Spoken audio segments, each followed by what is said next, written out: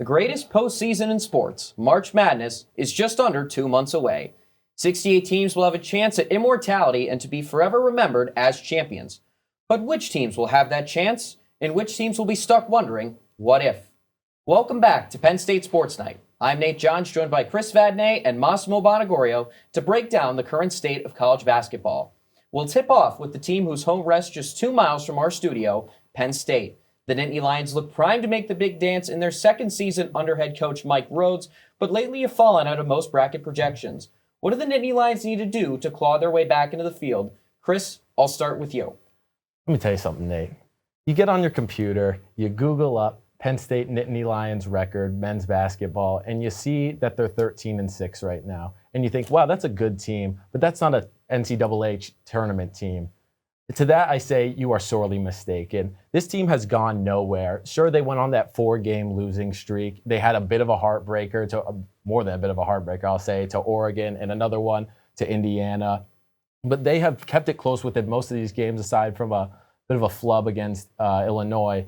They're playing quality basketball, and the first thing I want to highlight is their defense. Their defense has been absolutely smothering. Great example is that Oregon game. A lot of possessions, this Oregon, who have a fantastic offense, they're smothering them. There was multiple possessions in each half where they're not even getting a shot off, or Yannick Cohen Niederhauser is getting a nasty block right by the rim. If there's one thing that I want to pick apart by this team, though, it's their offense, in that it can be streaky. Now, that can be a good thing, too. Another example, in the Oregon game, they were down about 12 in that first half because nothing was falling. And then the last 4 minutes, shot after shot after shot. They cut down the lead to 7, and then they go into the second half. They shot after shot after shot. They get up almost to a 10-point lead. I think there was over a 10-point lead at one point.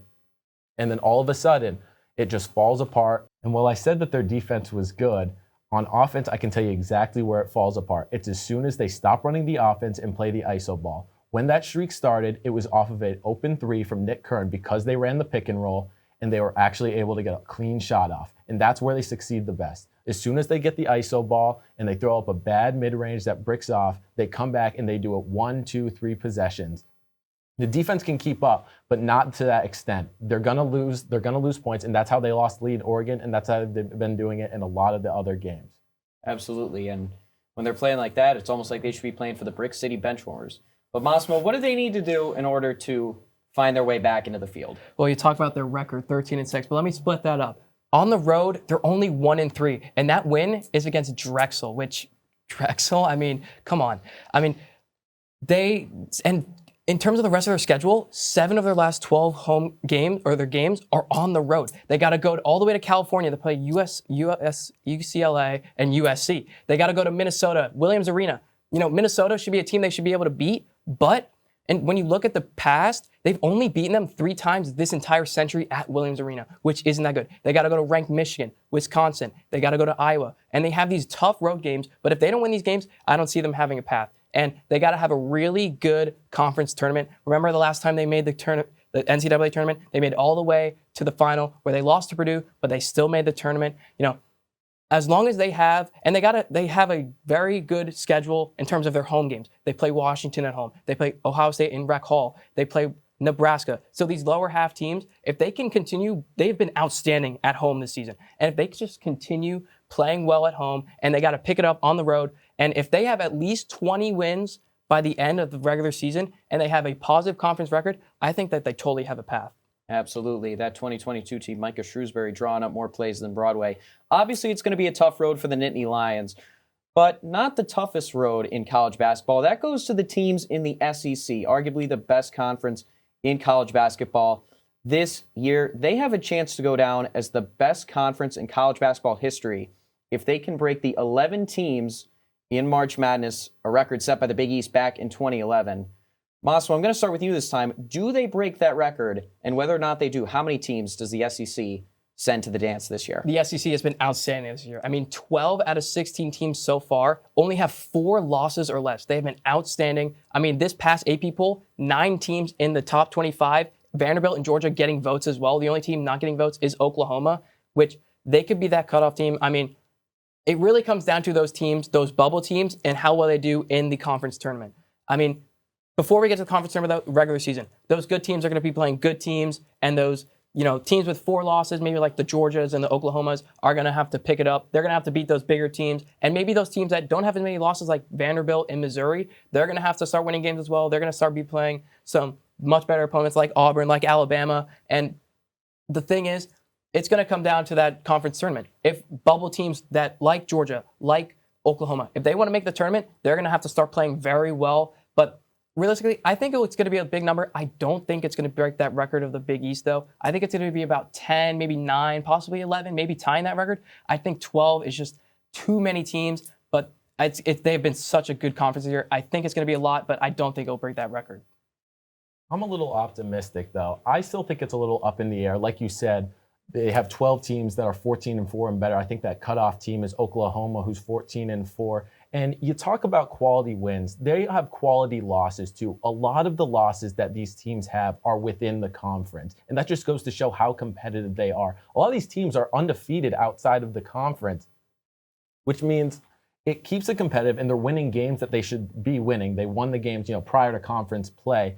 And when you have teams like South Carolina, who are at the bottom of the conference, they're still 10-8. That means, you have a really elite conference on your hands. Absolutely. The SEC, it just means more, and we'll see if they can get more teams than anybody else ever has. But we're not here to talk about the Goliaths all the time, because that's not why people love college basketball. They love the upsets, the Cinderellas that nobody can see coming unless you are us sitting at this table right now. So, Chris, I'm going to start with you this time. Who is one Cinderella team that you could see being the belle of the ball this March? I'll tell you one thing. I'm a big fan of the VCU Rams right now. Listen, they're 14-4, good for second in the A10, a great conference, a competitive conference. And one thing, my biggest quality for a team that I think is going to do good in March Madness is you have to win the games convincingly. You have to win the games that you're supposed to be winning. And they're doing that, and they're doing it by a lot. Sure, you're not going to have a perfect season. They've lost against some teams that maybe they shouldn't have. But for the most part, they're doing great. Their defense is smothering at the rim. They stack up blocks like it's unbelievable. And 2 players that I want to highlight here are Max Shulga and Joe Bamasiel. They combined for over 31 points efficiently, may I add. They're stuffing the box score. They get rebounds. They get assists. I believe Shulga gets over 2 steals a game. I mean, they're doing it on both ends, and they have 4 scores in double digits. It's a really incredible team put together, and they have all the signs of being one of those Cinderella teams. Now, you talk about VCU in the A10. The A10 has been outstanding these past few years, but I think, did I just get a notification? I think I just got a Woj bomb. That's right, Adrian Wojnarowski and the St. Bonaventure Bonnies. I think they're the team to do it. And this year, Final Four 2025, it's going to be in San Antonio. For some reason, every year it's hosted by San Antonio. A team from the Atlantic 10 does surprisingly really well. Let's go back the years. 2018, that iconic run by Loyola Chicago, 11 seed, all the way to the Final Four. Let's go to 2008. Davidson had a number 10 Davidson. They had a player, you might have heard of him. Maybe, I think his name is Steph Curry. You might have heard of him. I don't know. I think he shoots a 3 pretty well. I mean, he led them all the way to the Elite Eight. 2004, you got undefeated regular season besides Wichita State. Since then, 2004, they were 27-0 in the regular season. They got the 1 seed in the Big Ten, not the Big Ten tournament, the NCAA tournament. And we go to 1998, Rhode Island 8 seed, made it all the way to the Elite Eight. So it seems that when it's hosted by San Antonio, a team from the Atlantic 10 goes to the Elite Eight or even farther. Now, I do love VCU, but they already had their run in 2011. George Mason, I love them.